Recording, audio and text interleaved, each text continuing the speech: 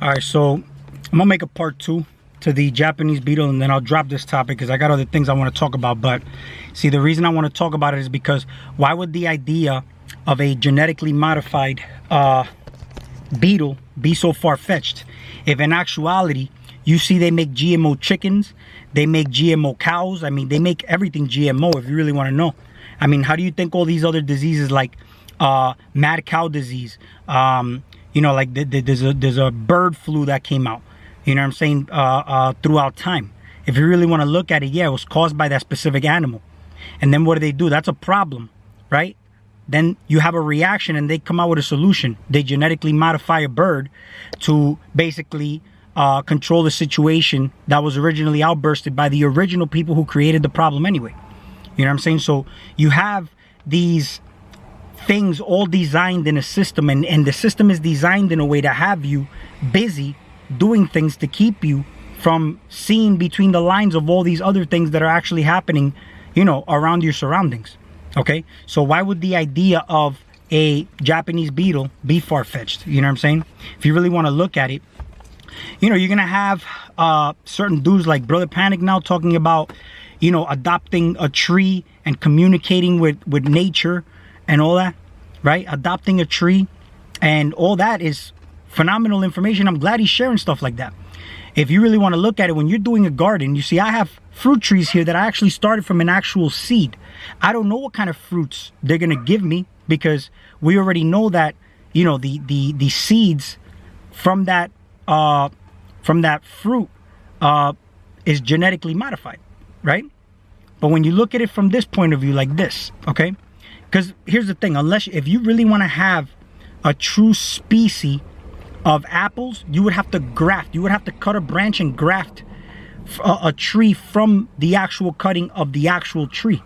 You get what I'm saying? The reason why is because it's like you. When you have children with another person, they're not going to come out exactly like you. The child is going to come out completely different.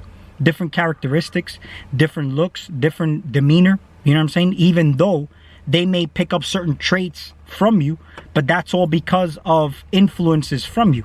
All right? Influences from their environment. Gene manipulation because of them being influenced by their environment, which is you. You know what I'm saying? Other than that, they're totally different. All right? So when you have seeds, you don't know what you're going to get. Okay? But you may get a better, stronger fruit, or you may get a weaker fruit than what you originally ate. But however, the point of this is that I actually, instead of adopting a tree, I've birthed trees into this existence by planting them on the soil. But before I do that, I had to condition the soil. I learned about the soil, creating the perfect ecosystem. You know what I'm saying? Because you see, he even spoke about feeding the tree what you would eat. Like some people say, well, what would I feed the tree? Feed the tree exactly what you would eat, right? Now, all this is possible for the tree to absorb based on the organisms and the microbes in the soil, to break it down for it to become bioavailable nutrients for the soil. You don't just throw the food there and think that the tree is eating the food. I mean, metaphysically, things like this is possible. But physically, the bacteria, the microbes, those things break down the nutrients and the information for the plant to take in. Now the intention, yeah, the intention happens in real time, but the physical part of it is taking a little bit of time for the plant to actually absorb those nutrients. But metaphysically, is something like that happening? Yeah, absolutely. All right, because one will start to think, like my son, for example, draws just like I do. I draw, and he likes to draw pictures, but I'm noticing as he's drawing, he's literally making sounds and doing all these things. Because let's say if he draws like tendrils on a creation that he's drawing, you know what I'm saying, you'll start to hear him go and then you'll see something else, like a bigger, he'll create something bigger next to him, and he's so, like, he's acting out this picture as he's drawing it. You get what I'm saying? But then he asked me an interesting question. He's like, Papa, I'm drawing, how come they're not moving right now? Because he told me, he's like, he wants them to come to life. You know what I'm saying? And then I told him, they already came to life the moment you started to draw them. Because you see, the moment you were drawing and you were doing that, you can continue to keep having them come to life with your imagination. I told him this, okay? Do things literally have to move animated like people for them to actually literally be alive? I mean, look at plants, look at trees. They're not talking to you. They're not physically moving unless the environment causes them to move, right? But they're still alive. You could tell there's signs of life by the way they're green, they're strong, they're still standing, right? So it's alive, but it's not talking to you. I made the example for him about houseplants. Look at this houseplant, Damian. Look at this long money tree. This long money plant, right? Is it alive or is it dead? He goes, it's alive. All right, but is it moving? Is it talking? It's not doing anything different than what that picture is doing. It's just standing there, right? But it's alive, right? How does it stay alive? Because I give it water, I give it proper nutrients from composted soil, broken down compost soil, right? Living soil that I actually put on the top of it so that the plant can absorb. This living soil is called soil that's already been conditioned and processed by microorganisms and microbes, beneficial insects and all that type of stuff that broke down that organic matter, made it some nutrients, so now I put it on the plants. That's plant food, right?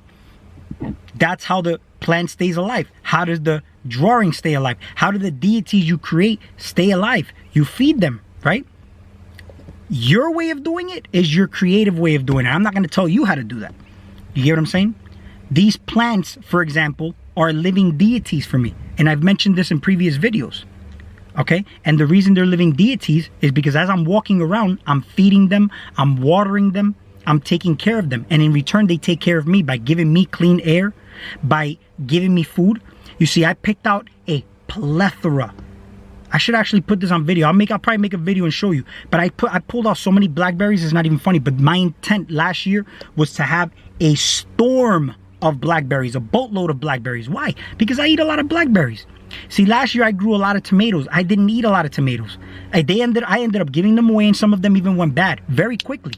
Which leads me to think that most of the stuff in the supermarket is laced with something. Because for one, the tomatoes I grow don't look nothing like the tomatoes that I see in the supermarket, but they also don't last nearly as long as the one in the supermarket. You get what I'm saying? So I don't want to grow tomatoes this year. I only have 2-3 tomato plants. That's it.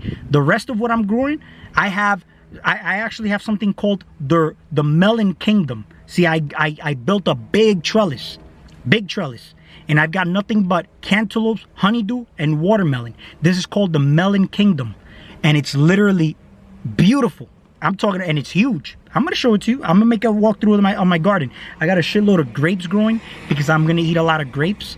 You know what I'm saying? I got fruit trees, peaches, pears, apples, banana trees. I got a bunch of stuff that I'm gonna eat these things. See, they may not give me an abundance of it now, but because everything's still young. But in time, I'm gonna have a lot of food. You know what I'm saying?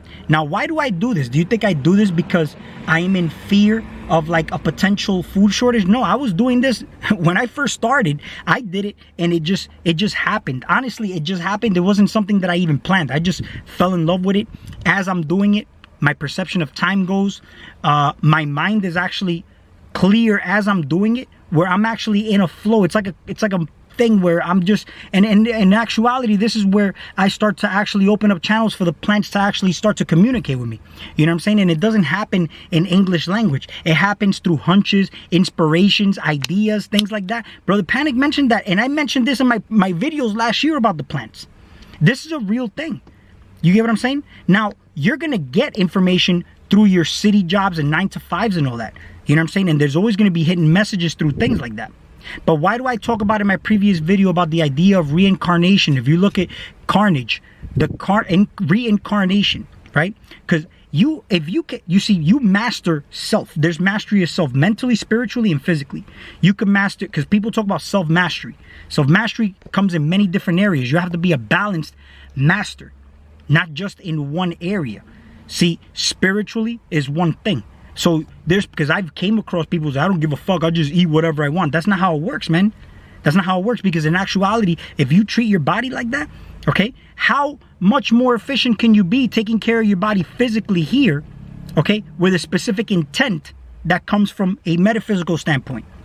You know what I'm saying? If you have aches and pains, indigestion, heartburn, you can't even sleep when you have heartburn. Your body literally keeps you up, okay, just to keep you from suffocating because the acids are coming up. That's why people have a hard time actually sleeping when they have heartburn.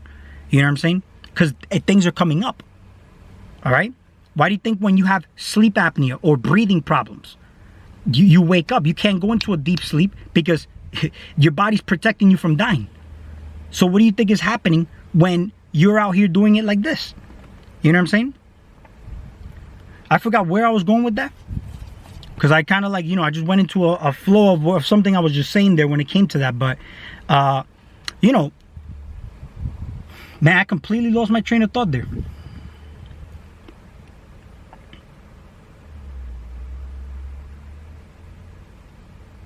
Oh, yeah. So this is what I was saying. So if you're going to meditate, for example, all right, let's say, for example, in meditation, you go into in between sleep and wake.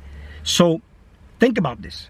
How much more efficient can you be if your body's not in the way? See, Dr. Robert Morse has mentioned this before, and this makes all the sense in the world. A healthy body is a body you can't feel. You forget you even have a body. You get what I'm saying?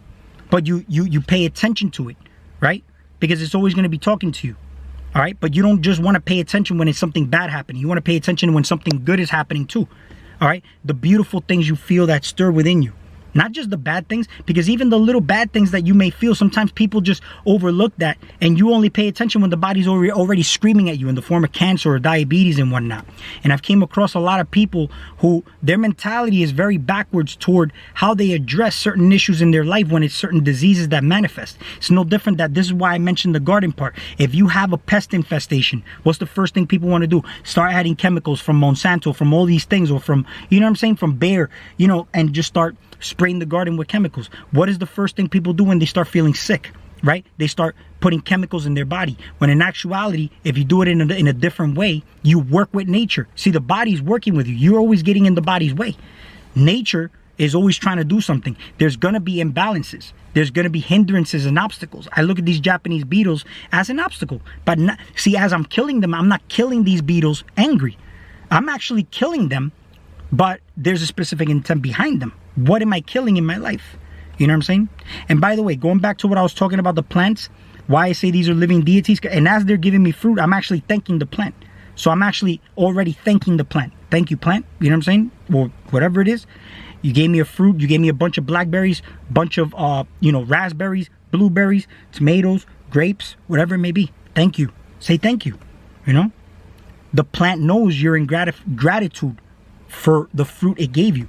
Now, the healthier the fruit is going to determine the soil that you have on the ground. You are the soil, aren't you? So if you're the soil and you're full of plants, don't forget. See, when you look at this information that Brother Panic put out on bacteria, for example, and he starts to talk about phage lambda, which is information by Judy K. King.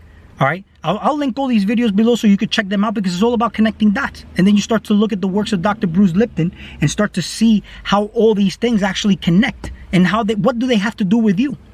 You get what I'm saying? You could look at the bad things as triggers, blessings in disguise for you to change your reality, but then the good things that are actually happening out here, those are the things that you want to pay attention to also.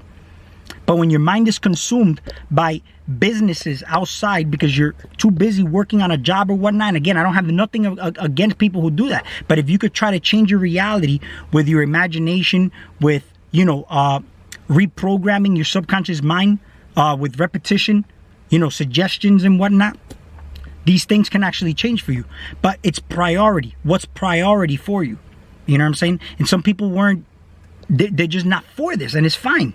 You know what I'm saying? Because the thing is, through a very young age, I've had a very interesting lifestyle as far as like ups and downs, family problems and whatnot, to get to the point where I'm at now. But throughout my entire life, I've always been the most curious person in the world. I just never knew where to look. You know what I'm saying? But there's a lot of people that keep looking and researching, when in actuality, you invert that back into you, you'll start to notice these answers will start to come to you through passions and things that you're working on in your life. For me, it's happening through gardening.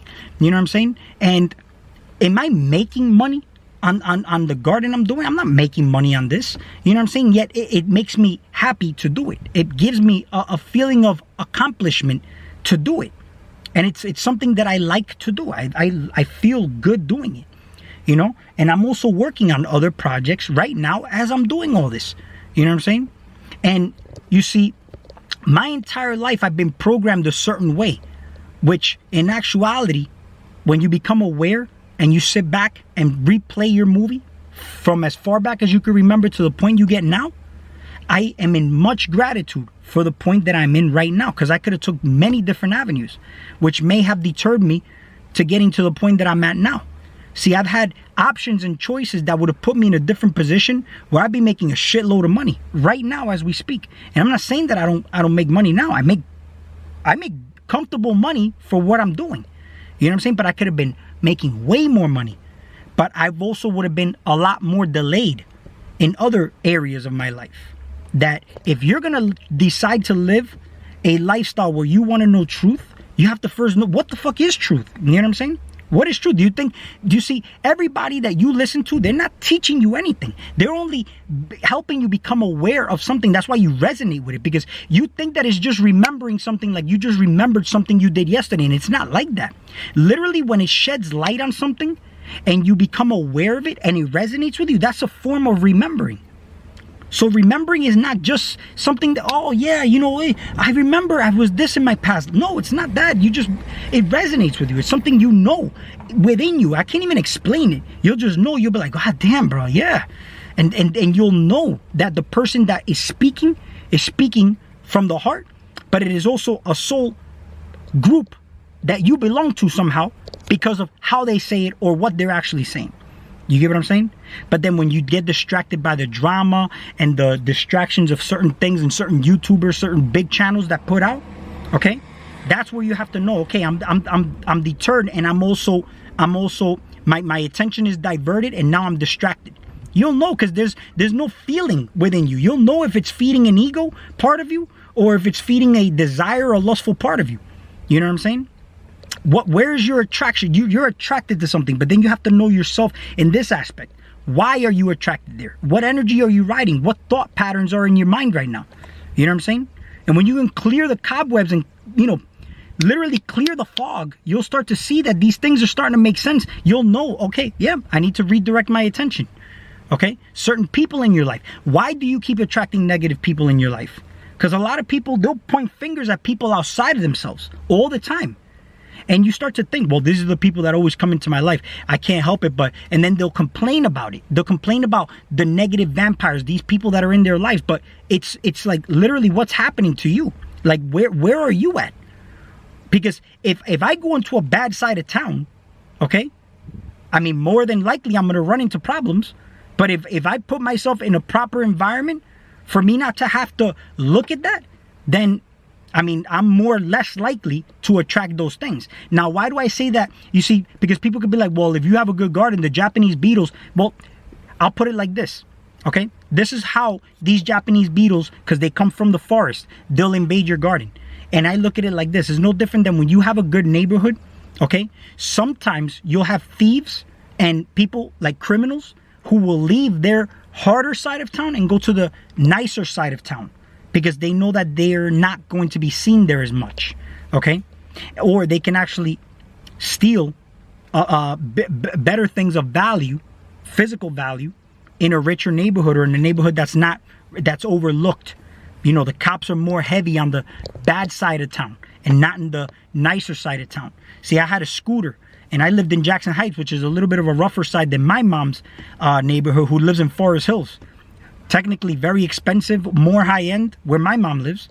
And I went there in my scooter, and they stole my scooter from there. Yet I leave my scooter unattended in the rougher side of town. Nothing ever happened there. I leave it in the more expensive, more richer, nicer side of town, and there I got my scooter stolen. You know what I'm saying? And now there's also many different things that you can look into as to why things even get stolen from your life. You know what I'm saying? It all starts from you. And the way I look at it is like this. I've also realized this in my life. Am I prone to stealing something if it's left unattended? What would I do? You know what I'm saying? How would I manage certain things? If I was needy in my life, would I do that? Would I go out and steal? Would I go to a richer side of neighborhood and do that if I was in need, if my mentality was different? See, when you become empathic towards certain things, you can actually put yourself in different people's shoes, because you could do this. You can literally be in anybody else's shoes and try to figure out where their head is at, why they did it, based on what you would do, because you only attract what you actually are and the vibration and waves that you're in.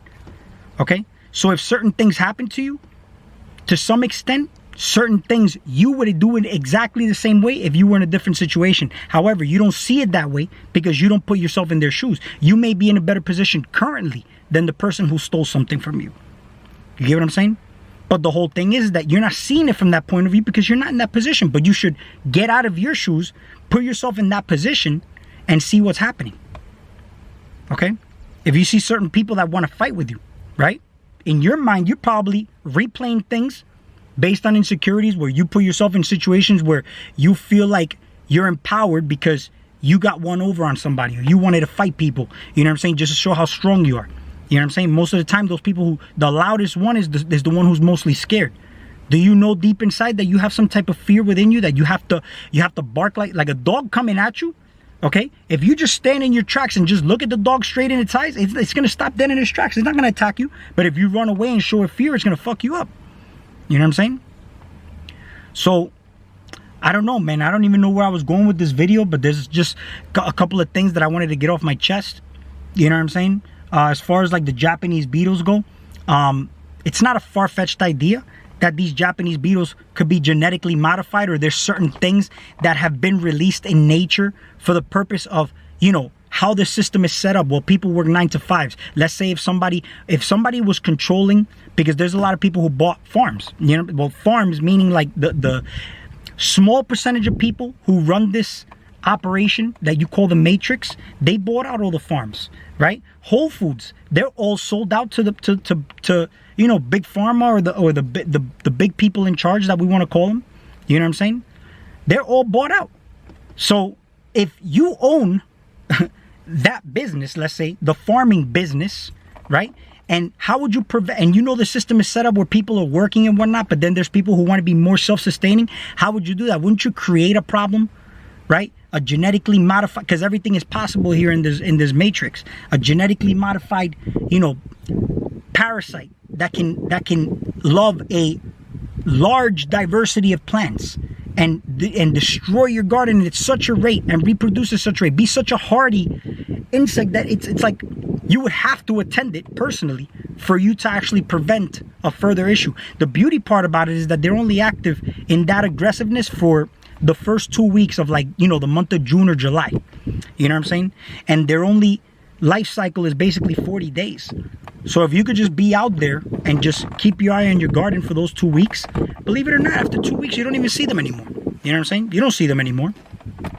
And, you know, I'm going to make a couple more videos as far as to, you know, the Japanese beetle, you know, not the Japanese beetle, I'm sorry, about emotions and whatnot, which tie in a lot to, you know, your reality and all this, and how people are basically unknowingly doing rituals. You know what I'm saying?